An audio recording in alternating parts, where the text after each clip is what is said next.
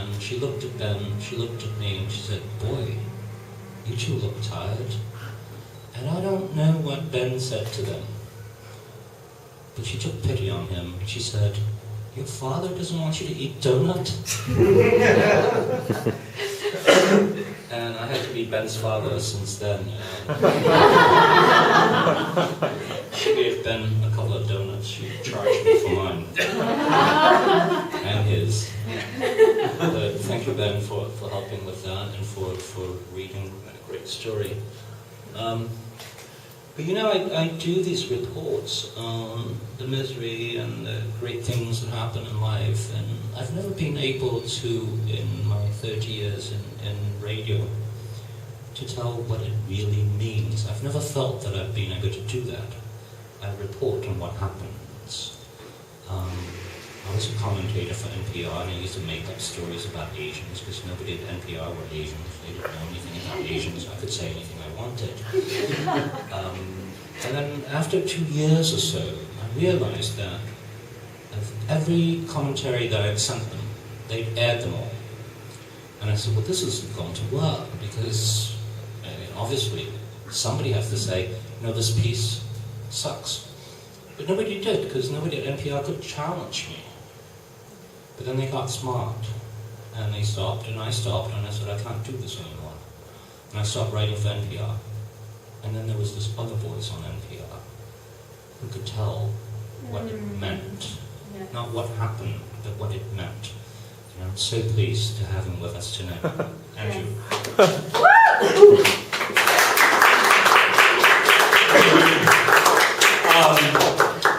I'll use this one.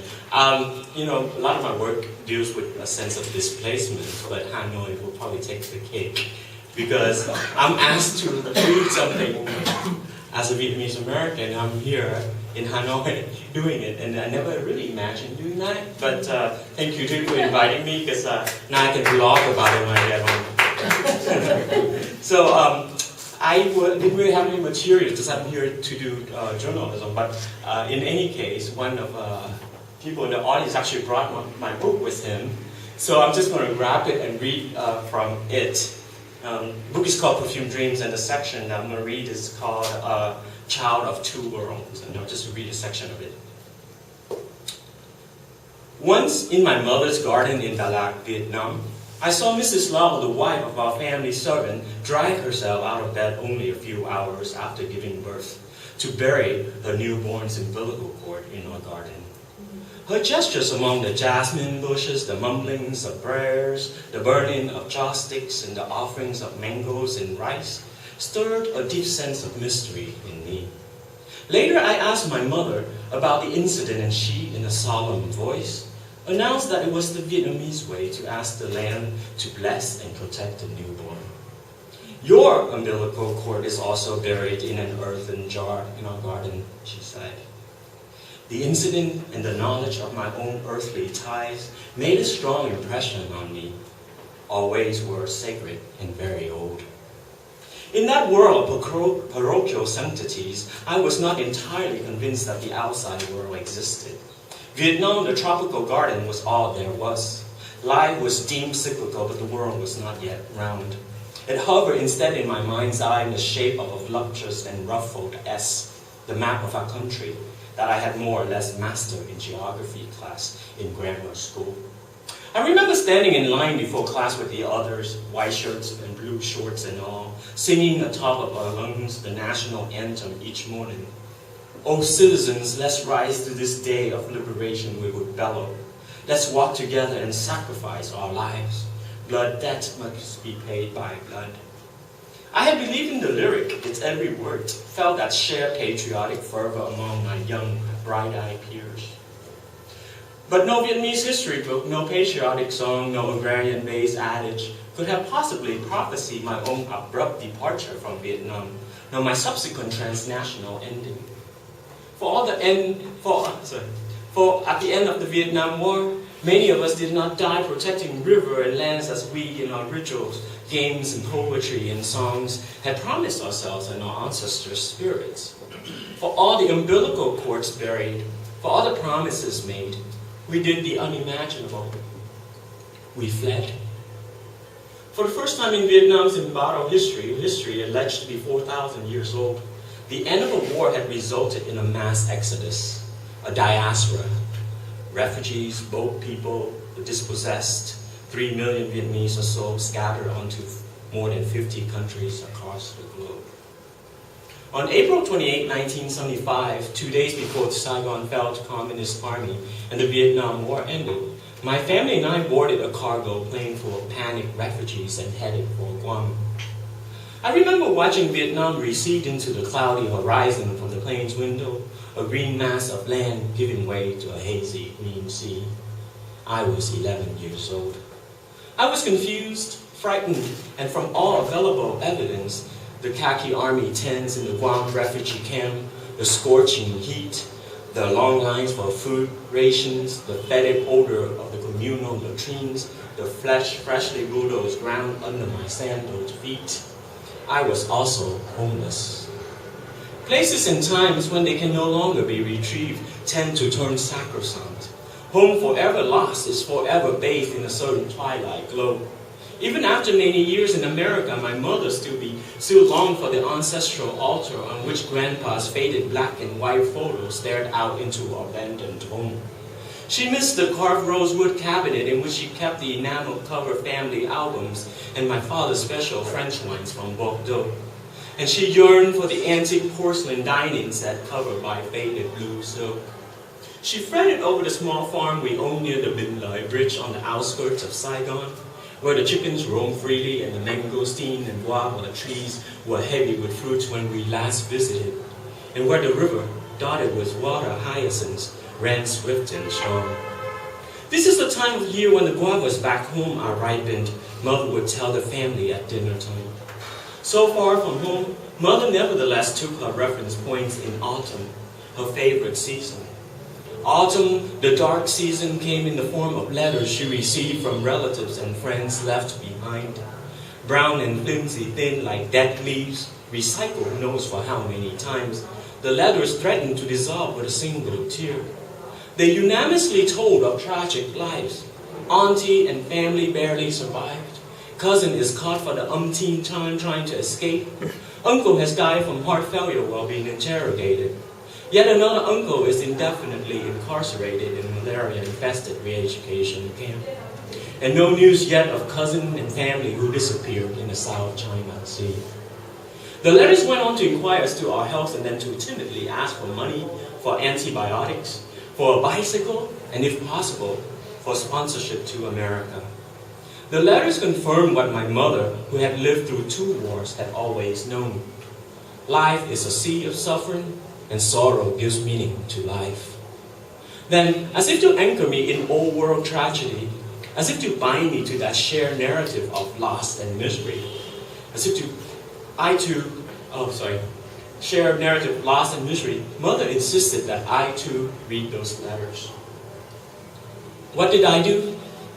I skimmed, I skipped, I shrugged. I put on a poker face and raked autumn in a pile and pushed it all back to her. That country, I slowly announced in English, as if to wound, is cursed. That country, mind you, no longer mine.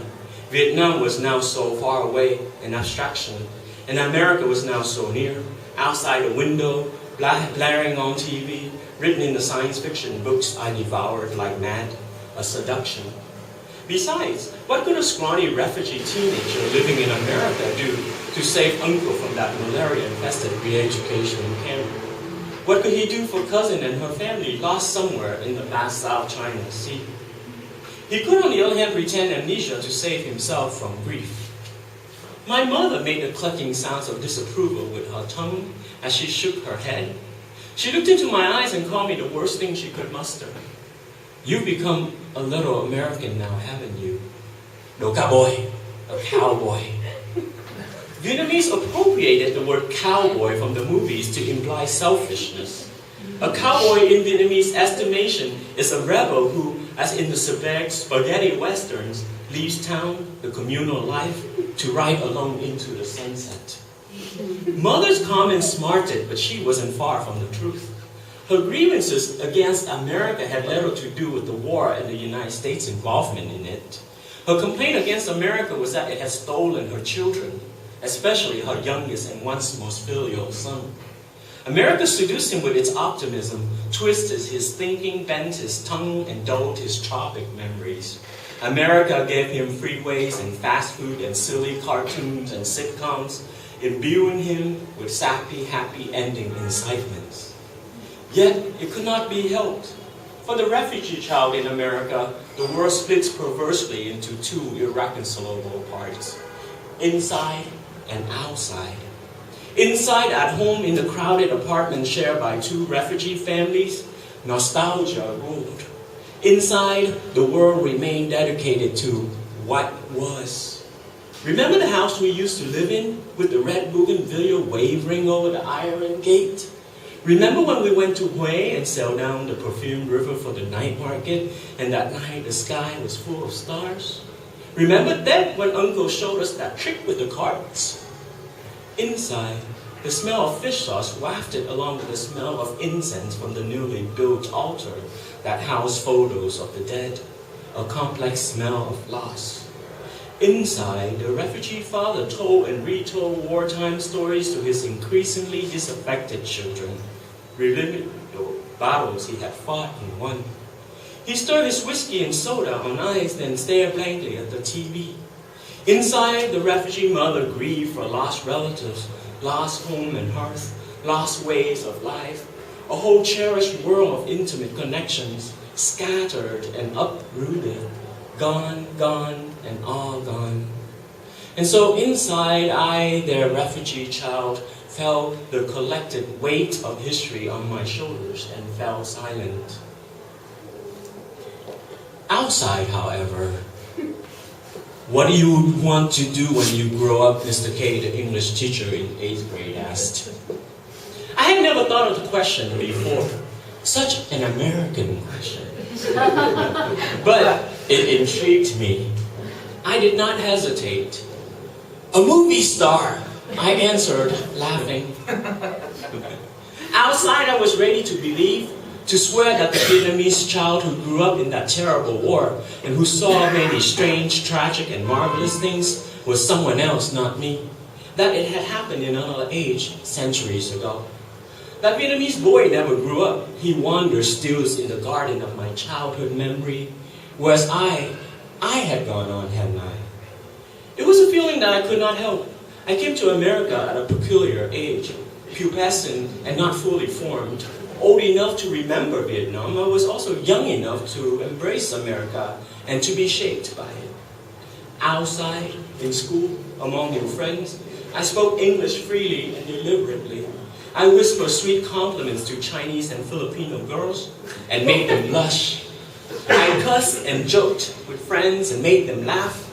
I bantered and cavorted with teachers and made myself their pet. Speaking English, I had a markedly different personality than when speaking Vietnamese. In English, I was a sunny, upbeat, silly, and sometimes wickedly sharp-tongued kid. No sorrow, no sadness, no cataclysmic grief clung to my new language. A wild river full of possibilities flowed effortlessly from my tongue, connecting me to the new world. And I, enamored by the discovery of a newly invented self, I sailed its iridescent waters toward spring. Thank you.